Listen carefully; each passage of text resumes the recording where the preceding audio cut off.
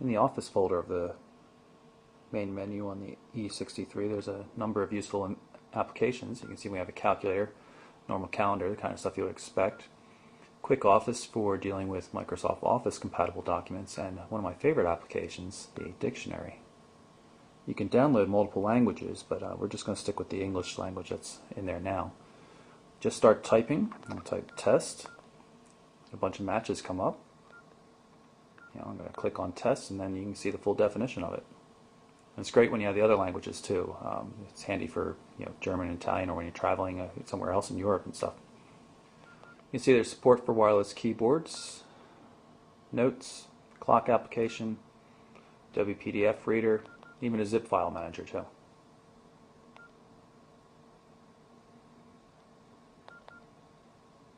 You can always download new applications using Nokia's download app.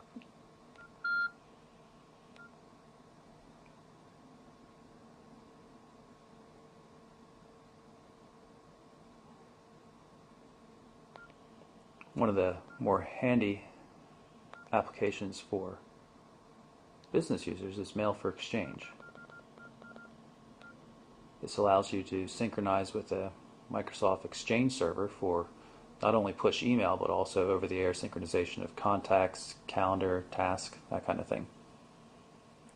Right now we're on an Edge connection because this is a European spec device, so it doesn't support AT&T's 3G network. It's going to take a little bit of time. I'm going to show you how the keyboard works when doing a text message. So we're just going to create a blank text message, send it to a fake number, start typing.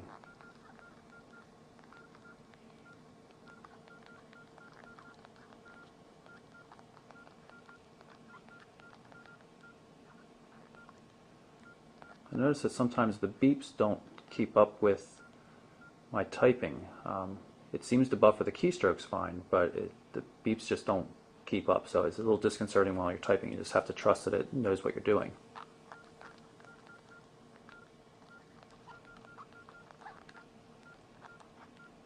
And in general, it seems to be quite accurate. There are a number of themes included on the device, and you can see that there's a Ruby Dark and Ruby Light theme here. That's for the red phone, like this one. But the E63 also comes in a blue color, and there's matching ultramarine, dark, and light color schemes as well. And then, of course, there are generic dark and lights.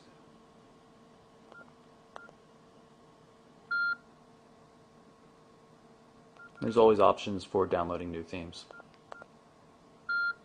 The dedicated one-touch keys here can also be reconfigured, so you can see by default we have contacts, calendar, and messaging, but if you wanted the calendar key instead to pull up something different than the calendar or a long press for new meeting, you can do that. You could have it bring up the gallery and then maybe have a long press bring up the camera, if we can find it. So now press the calendar button, we get the gallery, we long press it, and it brings up the camera. As I mentioned before, the camera is pretty basic, 2 megapixel, no autofocus or anything like that.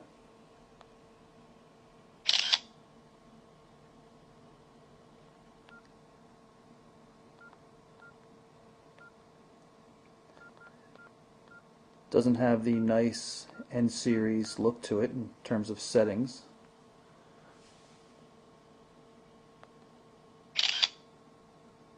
But it still has workable flash and that kind of stuff.